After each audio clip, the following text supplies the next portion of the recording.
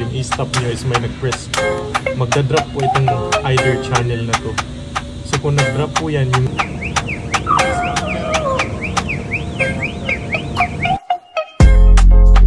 Hi, magandang buhay mga ka-Korean tips. It's Jesse once again, isang Pinoy electrician sa New Zealand.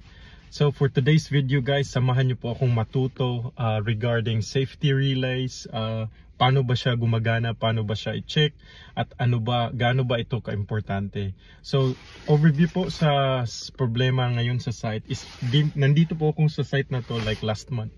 So basically po, yung oven po nila is kapag nagra-run po, meron pong hotspot doon sa combustion area na sobrang init ng oven na yon. So last time po, dahil po sa sobrang init na melt po yung ducting niya. So dahil po yun sa katagalan na din ng oven, so yung ginawa po nila, in-upgrade po nila yung ducting na yun kasi medyo na rusty na siya. Pero yung ginawa po natin as part sa controls, process control, para hindi na po mangyari yun, nag-install po tayo ng 3 thermocouple doon. So yung thermocouple sensor is magbibigay ng voltage. So yung ginawa ko po doon is ginawa ko siya na connected siya in parallel. So mag-measure po siya ng 3 zones ng ducting, but magbibigay lang siya ng isang signal because it's connected in parallel. So yun po, bali po yung measurement ng temperature na yun is nakakonekta siya sa temperature controller.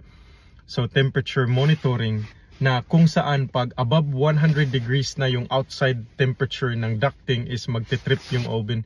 Pero hindi po siya magte-trip agad like you press an e-stop. Yung gagawin po natin is mag-stop yung oven kagaya ng pag-stop mo normally ng oven. So step by step na hindi mabigla yung oven para po magkaroon pa siya ng time na i-exhaust niya yung init. So yun po, samahan niyo po ako today, and hope na may ma-learn po kayo today regarding safety relay and gaano ba ka-importante ang safety relay sa isang system. Peace! So for today po, yung i-learn po natin is safety relay. So bakit ba importante yung safety relay? So yung una ko po is explain ko po yung problema dito sa site.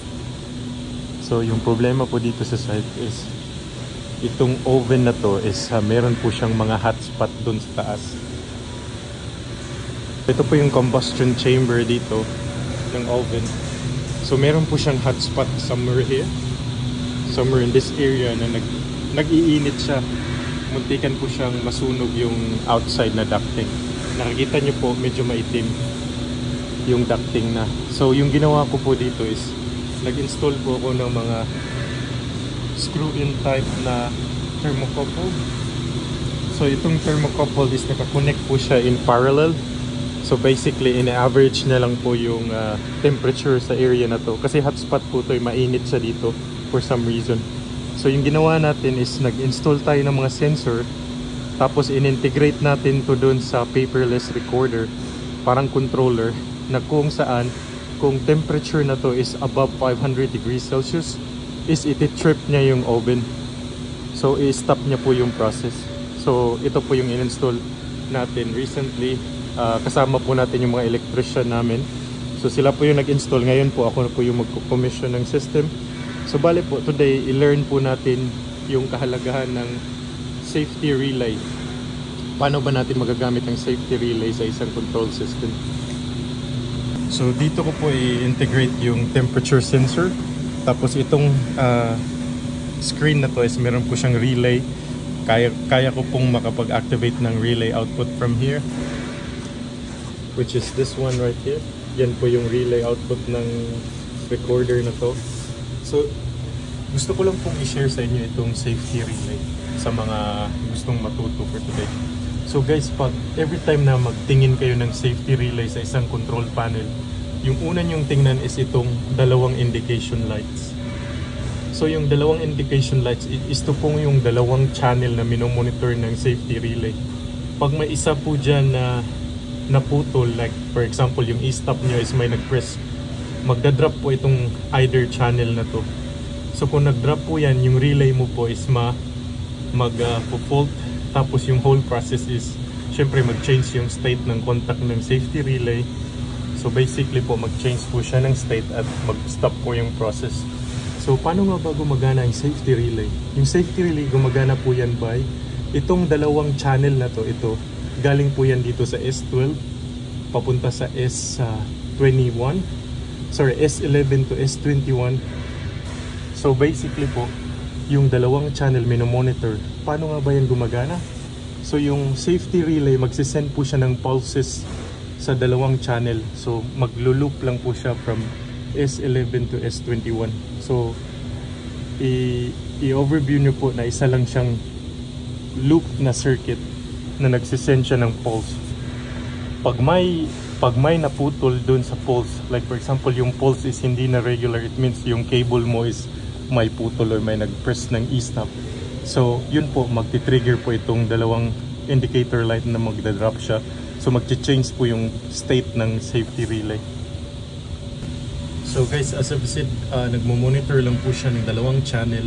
So for example po, pag pinrest ko po yung e-stop dito,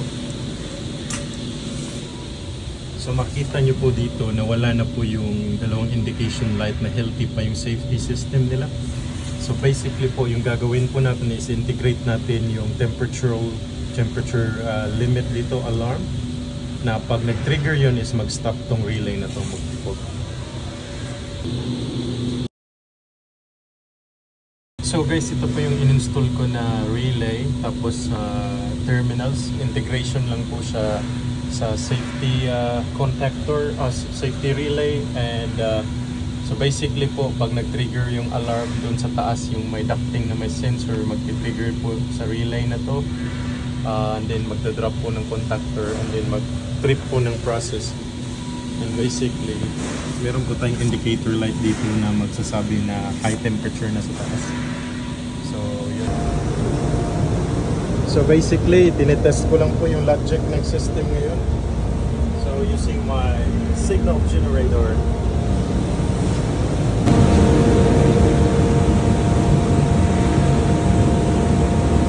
temperature's coming up.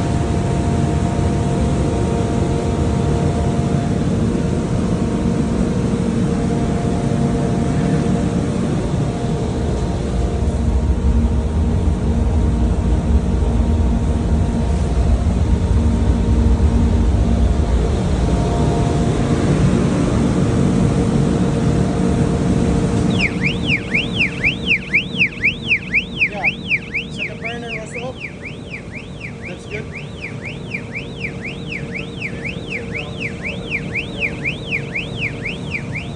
And the burner was off. Temperature's coming down.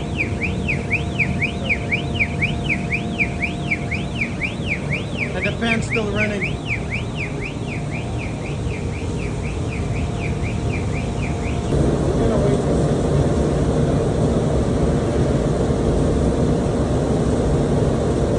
So yun po guys, natapos na po natin yung trabaho today, and yun po, happy naman yung customer kasi gumagana na yung system nila.